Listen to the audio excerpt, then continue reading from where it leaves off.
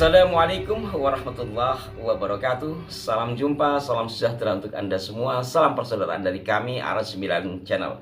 Tak lupa saya mengucapkan terima kasih yang tidak terhingga atas respon positif Anda terhadap konten-konten kami. Dan mohon dukungan serta doanya, mohon juga tegur kami jikalau melenceng. Sahabat-sahabatku sekalian, seiring dengan suasana Jakarta yang panas, mungkin juga daerah-daerah yang lain, peta perpolitikan pun semakin membara seiring bara diskursus nasab yang sampai hari ini masih bergulir. Oh ya, ada beberapa sahabat yang menanyakan buku Kiai Haji Imaduddin Usman Al-Bantani yang beberapa kali kami ulas, padahal sudah kami cantumkan di layar ya. Bagi Anda yang ingin memiliki buku ini, untuk membelinya lah tentu setidaknya untuk ganti cetak, silahkan menghubungi sahabat kami, nomornya kami cantumkan di kolom deskripsi.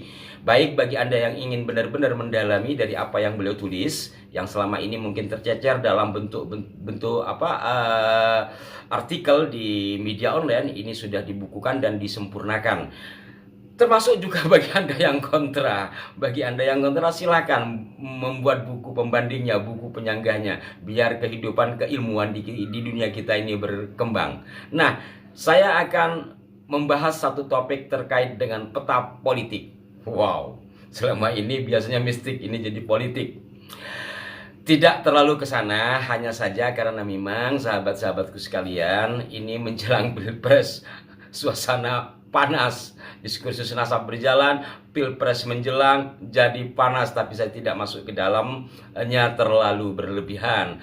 Hanya saja saya sebagai warga negara, insya Allah akan tetap memilih. Siapakah pilihan saya? Ya lihat nanti saja. Yang pasti kita harus istikharah dulu dalam pengertian mencari mana yang kira-kira baik menurut pandangan kami dan pandangan umum. Nah, berkaitan dengan dunia Pilpres, kira-kira dari 3 calon pemimpin kita ini, siapakah nanti akan peduli sejarah? Ini yang jarang dibahaskan, biasanya tentang perekonomian, supremasi hukum, dan macam-macamnya.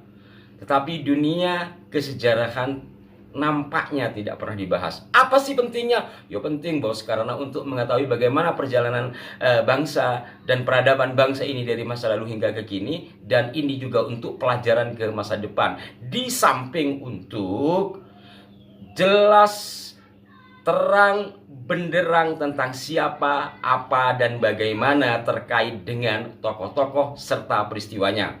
Saya kasih contoh.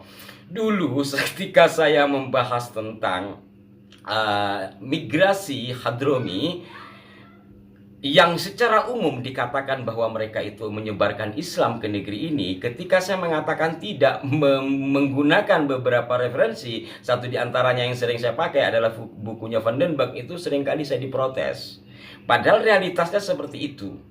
Ya, kita kan bisa melihat di luar konteks buku Van den Berg, kita melihat buku-buku yang lain, bagaimana sebaran Islam di negeri ini, siapa yang menyebarkan, dan bagaimana pola penyebarannya, sampai pada batas periode mana sebaran Islam merata, kemudian yang menjadi pemuka-pemuka agama dan menyebarkan ajaran Islam itu sudah orang asli negeri ini. Itu kan nampaknya tidak banyak dicermati, sehingga ketika ada informasi ini dari sini, ya itulah. Padahal tidak seperti itu sepenuhnya sesuai dengan data-data yang ada. Ini belum lagi berkenaan dengan pejuang-pejuang dan sebagainya. Nah, terlalu melebar nampaknya kalau ke sana. Hal yang menurut hemat saya penting bagi calon-calon pemimpin kita ini untuk mengembalikan kembali Direktorat Jenderal Sejarah atau Deputi Sejarah.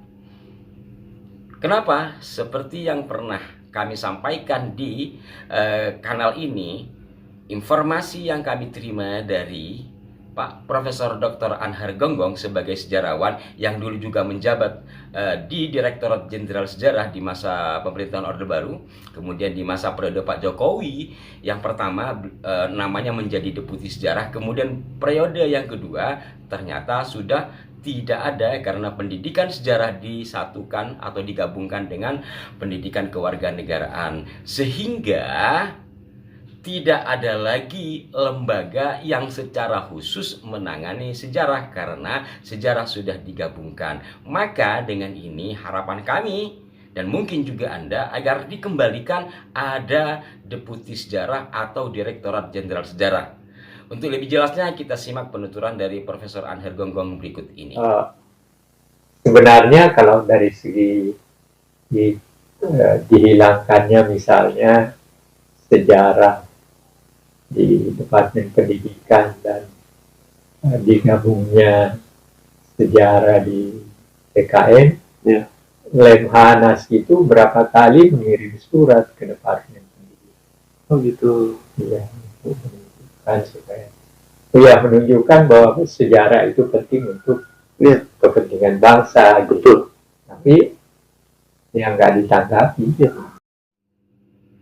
Nah, sampai Lemhanas saja mengirim surat tidak ada respon. Kurang lebih seperti itu kan yang disampaikan oleh Prof. Anher Gonggong tadi bersama Raden Tibio Laksmono. Kenapa sampai tidak ditanggapi? Ini tentu ada pertanyaan. Dan kenapa Lemhanas sampai menyurati? Tentu karena sejarah itu penting.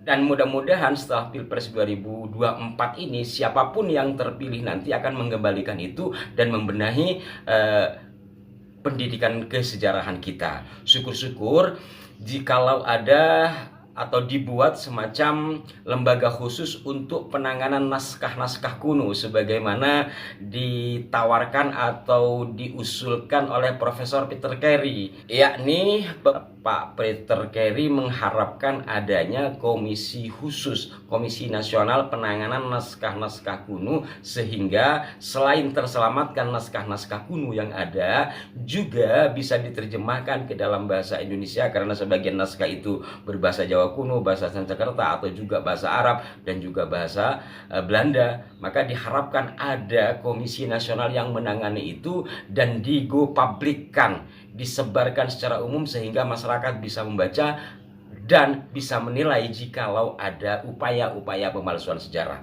Syukur kalau yang usulan dari Profesor Peter Carey ini bisa dilaksanakan oleh Presiden kita nanti.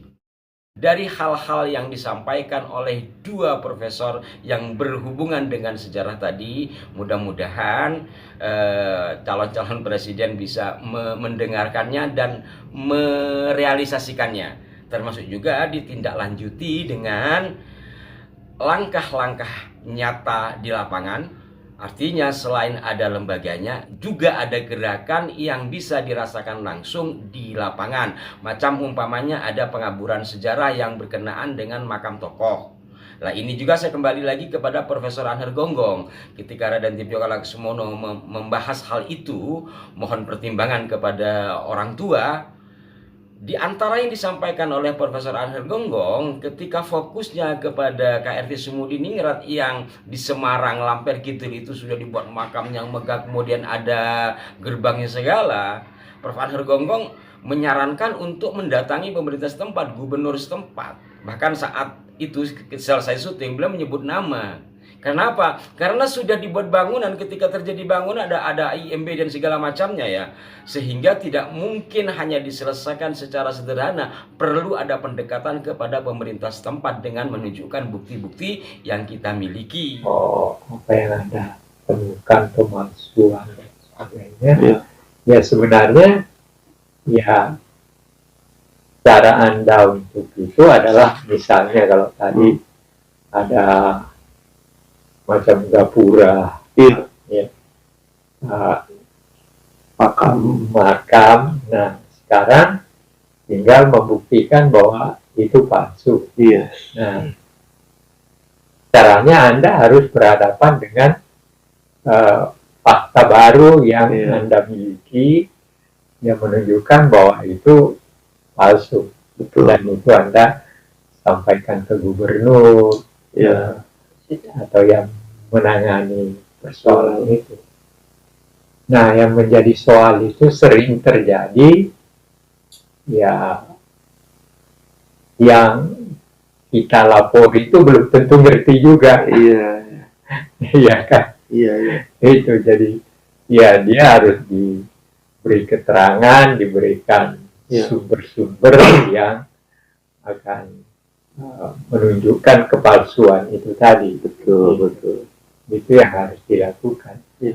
Nah, dengan realitas yang ada ini, tampak sekali kita membutuhkan badan atau lembaga yang khusus menangani kesejarahan. Walaupun kita masih punya yang menangani tentang cagar budaya. Hanya saja, apakah semua makam yang dipalsukan itu sudah terdaftar menjadi cagar budaya? Sepengetahuan saya kan tidak.